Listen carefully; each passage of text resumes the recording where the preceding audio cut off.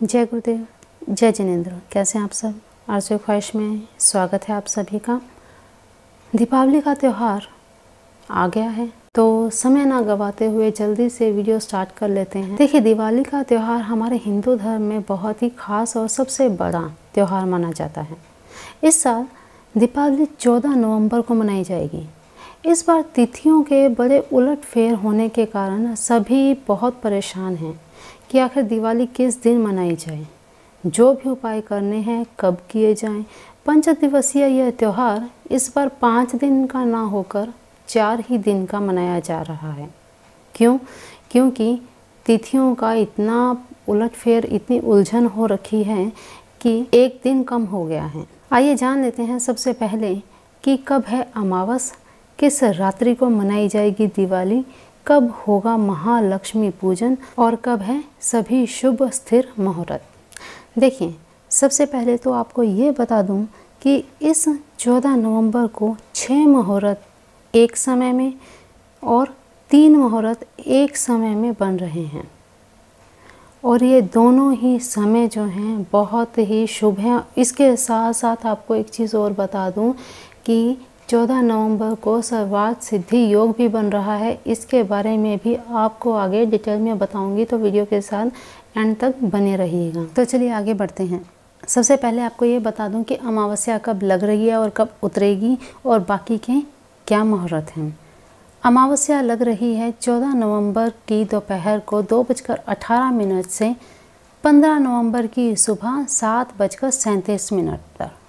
ठीक है। अब इसके बाद है लाभ का चौघरिया। जो 6 मुहूर्त एक समय में आ रहे हैं वो है इस तरह से। लाभ का चौघरिया है 14 नवंबर की शाम को 5:28 से 7:09 तक।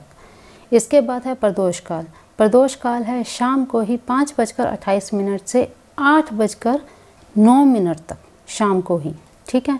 बुध की होरा लग रही है 5:28 से 6:35 की शाम को। ठीक। अब चंद्र की होरा शाम को ही, ये सारे समय जो भी हैं शाम के हैं। ठीक है। चंद्र की होरा लग रही है 6:35 से लेकर 7:42 तक। स्वाति नक्षत्र है 8:09 तक। अब आगे बात कर लेते हैं स्थिर लगन की। स्थिर लगन कब लग रहा है? शाम को 5:30 से 7:25 तक। इसी लगन में आपने लक्ष्मी पूजन प्रारंभ करना है। कुछ लोग रात्रि को, मध्य रात्रि को करते हैं। 2 स्थिर लगन हैं यहाँ पे इस समय में, और शाम को भी कर सकते हैं, रात्रि को भी कर सकते हैं। तो वो आपकी इच्छा है, आप कौन से समय में करना चाहते हैं। तो वृष लगन आपको बता दिया। सिंह लगन, स्थिर लगन जो है वो है मध्य रात्रि 12:02 से लेकर 2:26 तक। तो ये हैं स्थिर लगन। इसके बाद निश्चित काल, जो 3 योग अलग से बन रहे हैं, मुहूर्त बन रहे हैं, उन्हीं में आता है निश्चित काल। ठीक है। मतलब जब समुद्र से माँ लक्ष्मी जी प्रकट हुई, ये वो समय है जब समुद्र से माँ लक्ष्मी जी प्रकट हुई। ध्यान दीजिए इस बात पे, माँ लक्ष्मी जी प्रकट हुई हैं और सबका भाग्य उदय हुआ। ठीक है। तो ये समय है 8:08 रात्रि से 10:49 तक। अब इसके बाद आता है महानिशा काल। महानिशा काल का समय है 11:44 से 12:38 तक। तो ये हैं सारे समय, सारे मुहूर्त, शुभ मुहूर्त, और इन सभी मुहूर्त में ही आपने सारे शुभ कार्य करने हैं। चलिए आगे अब बात कर लेते हैं कि कौन से मुहूर्त में आपको क्या काम करने चाहिए। ठीक है। अब सबसे पहले आपको ये बता दूं कि चंद्र की होरा और बुध की होरा में क्या काम करने चाहिए। ये आपको मैंने पहले भी बताया है, एक वीडियो है उसमें आपको सभी होराओं में क्या काम करने चाहिए वो आपको बताया है, तो वो आप वीडियो देख लीजिएगा। तो इन दोनों होरा में जो भी आप कार्य करेंगे, इतना आपको बता देती हूँ कि वो कार्य आपके बिल्कुल सिद्ध होंगे। तो आप ये निश्चय कर लीजिए पहले ही कि आपको इनमें कौन से कार्य करने हैं। दिवाली की संध्या में चंद्र और बुध की शुभ होरा में किया गया हर कार्य अवश्य सिद्ध होता है। ठीक है।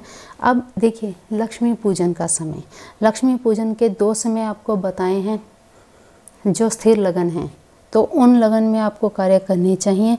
बाकी सारी तैयारियां जो होती हैं दीपावली की, वो सब आप लाभ का चौगड़िया और बाकी प्रदोष है, बुध की हो रहा है, इन सब में आप शुरू कर सकते हैं। ठीक है। अब आगे शाम का जो लाभ का चौगड़िया है उसमें आप माँ लक्ष्मी के, जो आपको मैंने बताया है और बहुत लोग करते भी हैं ये चीज़, रोली से माँ लक्ष्मी के पद चिन्ह घर के मेन गेट के पास लाभ की चौगड़िया में करनी है। साथ ही संध्या के जो दीपदान होता है घर के बाहर चौराहे पर जो किया जाता है, सभी की अपनी अपनी परंपराएं हैं और सब अपने हिसाब से करते हैं। तो ये जो दीपदान का समय है ये शाम के समय लाभ की चौगड़िया में आप कर सकते हैं। ठीक है। और इसी समय में आपने पूरे घर में दीपक जलाने का और घर में रोशनी का, ये सब धूप दीप का कार्य आपने शुरू करना है। वृष लगन और सिंह लगन में नवीन मूर्ति, कुछ लोग होते हैं हर दिवाली को माँ लक्ष्मी की नई मूर्ति स्थापित करते हैं और जैसा कि मैंने श्री यंत्र के बारे में बताया है तो वो आपने स्थापित करना है। तो वृष लगन और सिंह लगन में आप ये कार्य कीजिए ताकि वो स्थिर रहें। स्थिर लगन में किया हुआ हर कार्य स्थिर होता है, हमेशा के लिए आपके घर में स्थायी रूप से वास करता है। ठीक है। अब महानिशा काल, महानिशा काल में क्या होता है? महानिशा काल में माँ लक्ष्मी प्रकट हुई हैं और इसी समय में माँ लक्ष्मी के सिद्ध मंत्रों का जाप से जो मंत्र आप सिद्ध करना चाहते हैं, देखिए यहाँ पे माँ लक्ष्मी के सिद्ध मंत्र करने चाहिए। अगर आप कोई मंत्र सिद्ध करना चाहते हैं उस मंत्र का आप जाप करना चाहिए आपको। और कुछ भी आपको समझ में नहीं आ रहा है तो ये मंत्र, आपको ये मंत्र दे रही हूँ, इस मंत्र को आपने महानिशा काल के समय के भीतर करना है। ये मंत्र आपका सिद्ध हो जाएगा और जब भी आपको कहीं कोई विपत्ति आती है, आपको धन में कहीं कोई थोड़ी सी दिक्कत आ रही है, कहीं आपका रुपया पैसा अटका आपको लग रहा है, तो इस मंत्र को आप करना शुरू कर दीजिए, आपकी ये सारी प्रॉब्लम्स दूर हो जाएंगी। जब आप ये महानिशा काल में इस मंत्र को सिद्ध कर लेते हैं, उसके बाद रोज़ाना 11, 21, 51 बार जितना भी आपकी सामर्थ्य हो आप इस मंत्र का जाप करते रहें। ठीक है। इससे क्या होगा, माँ लक्ष्मी सदैव आपके घर में स्थिर रूप से वास करेंगी। ठीक है। अब निश्चित काल, निश्चित काल में क्या होता है? निश्चित काल में की गई हर एक पूजा फलदायी होती है, लाभकारी होती है। इस काल में श्री सूक्त का पाठ, कनक धारा स्तोत्र, लक्ष्मी स्तोत्र के साथ साथ गोपाल सहस्त्र नाम करने से माँ लक्ष्मी बहुत जल्दी प्रसन्न होती हैं। चलिए समय आ गया है आपको बताने का कि एक महायोग भी इस दिन बन रहा है, तो वो है सर्वार्थ सिद्धि योग। क्या समय है इसका? 14 नवंबर की सुबह सूर्य उदय से लेकर रात्रि के 8:09 तक ये योग बन रहा है और जो कि बहुत ही उत्तम महायोग है। यह योग सभी मनोकामनाओं को पूरा करने वाला है, इसलिए इसमें जो भी कार्य किए जाएं वो निश्चित ही फलदायी होते हैं। इन सब के साथ साथ आप ये चीज़ मत भूल जाइएगा कि दीपावली है, अमावस भी है, तो अमावस में जो हम छोटे छोटे उपाय करते हैं जो हमारे घर परिवार के लिए बहुत ही ज़रूरी हैं, वो ज़रूर कर लीजिएगा। जिसमें शाम को पूरे घर में लौंग कपूर की धूनी देना आप बिल्कुल मत भूलिएगा, बहुत ज़रूरी है। बड़ी अमावस है तो इस दिन में ये कार्य करने बहुत ज़रूरी होते हैं। अनार और नींबू का जो उपाय है उसे भी आप करना मत भूलिएगा। काम का इतना प्रेशर होगा जिस वजह से आप ये छोटी छोटी चीज़ें भूल सकते हैं, तो आपको मैंने याद दिला दी हैं, तो ये सब चीज़ें भी आप कर लीजिएगा। और इनसे हटकर भी अगर आपके कोई मन में सवाल है तो कमेंट बॉक्स है ही, कमेंट कीजिएगा, सवाल आप पूछिएगा तो आपके रेगुलर आपको जवाब दूंगी।